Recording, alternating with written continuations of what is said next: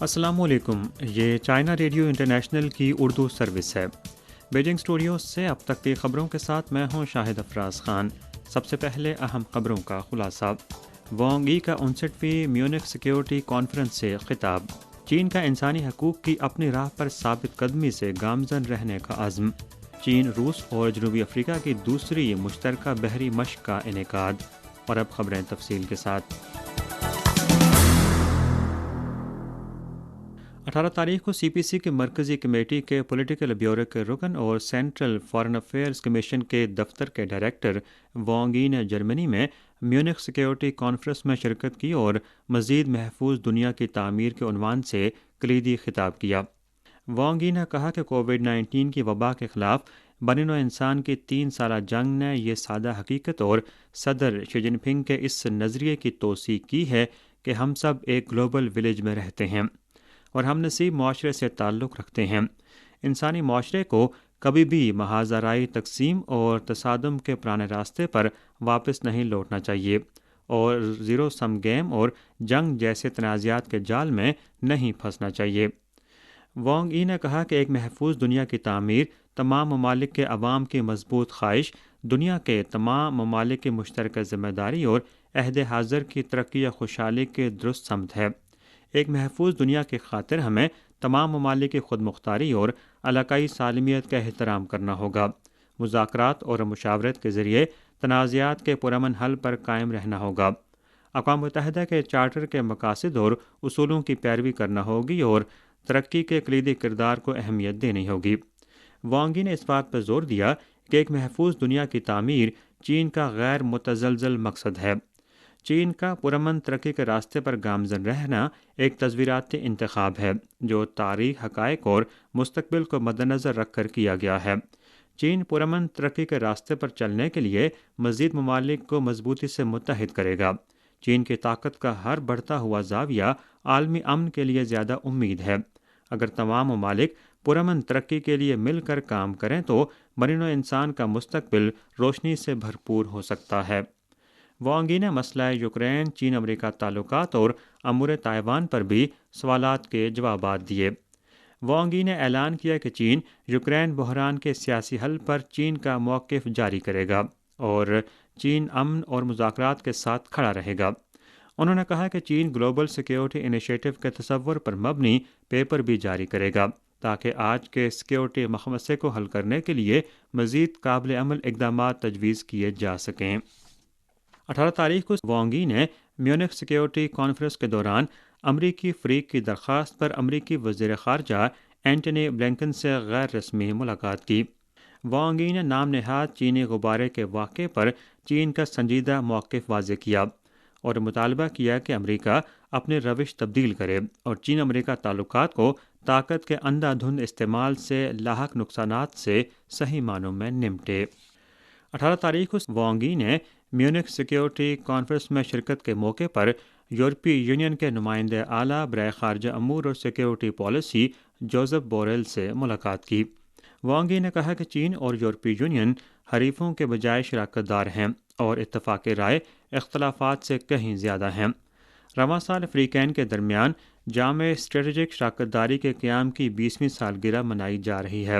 دونوں فریقوں کو شراکت داری کی پوزیشن پر قائم رہنا چاہیے، ایک دوسرے کے مرکزی مفادات کا احترام کرنا چاہیے، تعاون کے ثمرات کی قدر کرنی چاہیے اور آئندہ ایک بہتر 20 برسوں کے لیے راہیں کھولنی چاہیے۔ چین کامیابی کے ساتھ وبائی صورتحال سے نکل آیا ہے اور یورپ اور دنیا کے ساتھ تبادلے کو مکمل طور پر دوبارہ شروع کرنے کے لیے تیار ہے۔ فریقین چین یورپی یونین رہنماؤں کے نئے اجلاس کے لیے فعال طور پر تیاری کر سکتے ہیں، مختلف شعبوں میں اعلیٰ سطحی مکالمے کے میکانزم کا بھرپور استعمال کر سکتے ہیں اور جلد از جلد وبا سے پہلے کی سطح پر واپس لوٹنے کے لیے دو طرفہ تبادلوں کو فروغ دے سکتے ہیں۔ چین اور یورپی یونین کے معاشی اور تجارتی تعلقات کا نچوڑ جامع ثمرات، باہمی مفاد اور جیت جیت کے نتائج ہیں۔ دونوں فریقوں کو کھلے تعاون کو برقرار رکھنا چاہیے، ڈی کپلنگ سے انکار کرنا چاہیے اور مشترکہ طور پر عالمی پیداوار اور سپلائی چین کے استحکام کو برقرار رکھنا چاہیے۔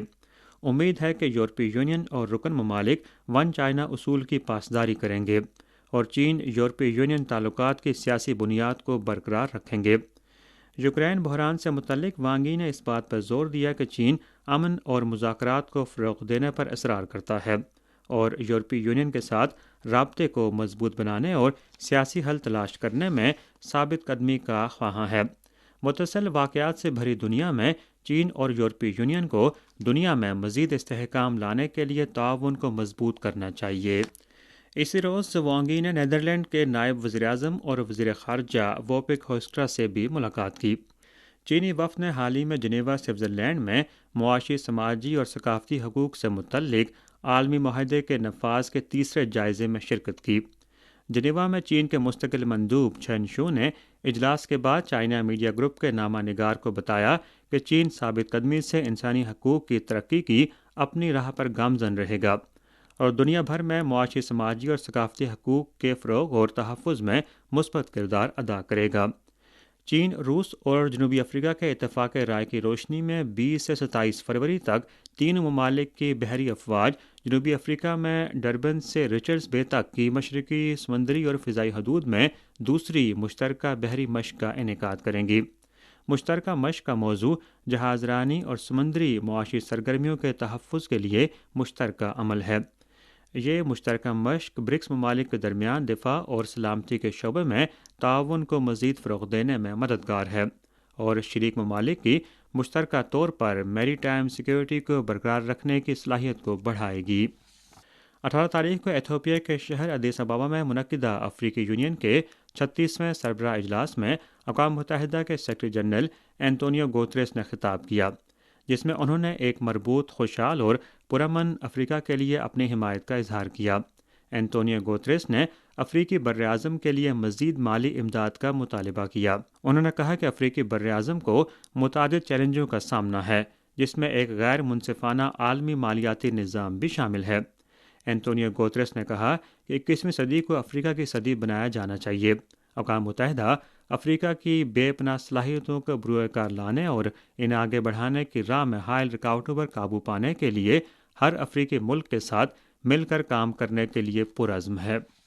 حال ہی میں وائٹ ہاؤس میں دوران خطاب امریکی رہنما نے کہا کہ اس بات کا کوئی اشارہ نہیں ملا ہے کہ امریکہ کی فضائی حدود میں مار گرائے جانے والے آخری 3 ٹارگٹس کا تعلق چین سے تھا، اور یہ کہ امریکہ چین کے ساتھ بات چیت جاری رکھے گا اور نئی سرد جنگ شروع کرنے کی کوشش نہیں کرے گا۔